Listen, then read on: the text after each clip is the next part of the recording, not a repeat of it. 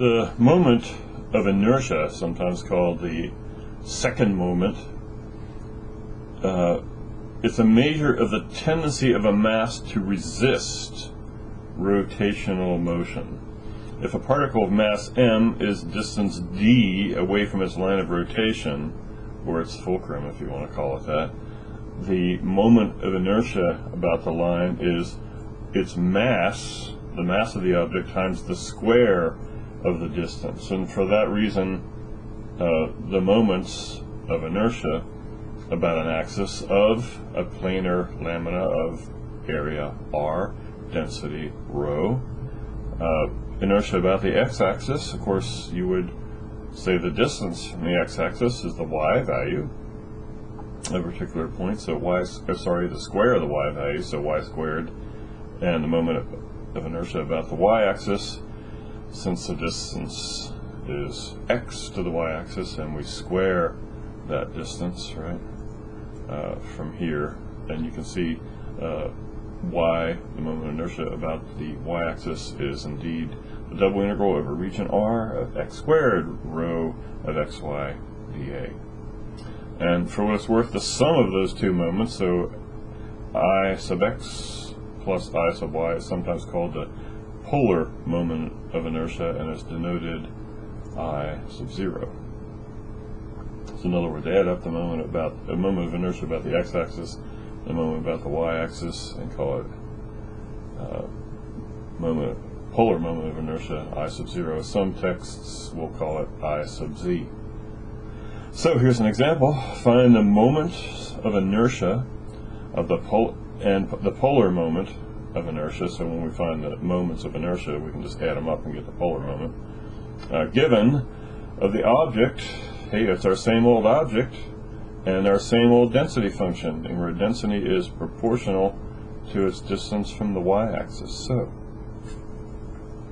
inertia about the x-axis, notice we have y squared as the square of the distance from the x-axis.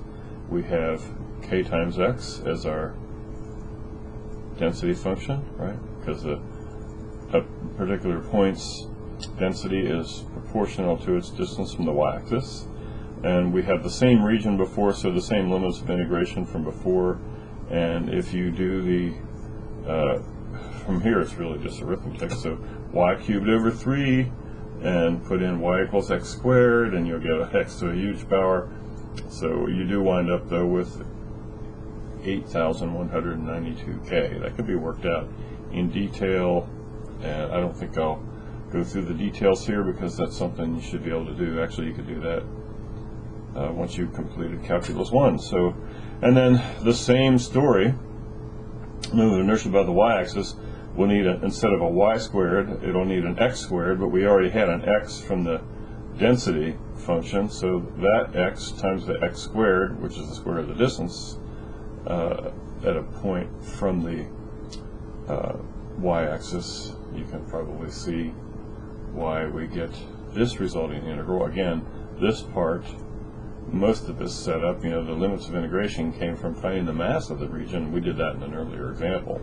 So we wind up with, this is, when you integrate this with respect to y, you just get y going from 0 to x squared, so then you get x to the 5th. So integrating that, x to the 6th over 6. And when you evaluate that between 0 and 4, you get this number, 2,048 over 3k. Well, it actually comes out 4,096 over 6, but a 2 cancels. So then the last part of this problem would say, all right, well, what then is the moment of inertia, or the polar moment of inertia, and you just add this value to this value. And I didn't do the actual addition, but I think you can see how to do that without too much difficulty. So, for what it's worth, the moment of inertia of a revolving lamina can be used to measure its kinetic energy. If a planar lamina is revolving about a line with an angular speed of omega, radians per second, then the kinetic energy of the revolving lamina is given by half the moment of inertia times the square of the speed. So in other words, the kinetic energy of an object revolving about an axis is proportional to its moment of inertia, and if the mass, the proportion of course being the square of the angular speed, and so, well, actually half the square of the angular speed. So then the kinetic energy is given by 1/2 times the mass times the square of the angular speed, and the kinetic energy is proportional to its mass. And I'm sure you've probably seen that somewhere before. It looks very much like the Einstein's famous theorem.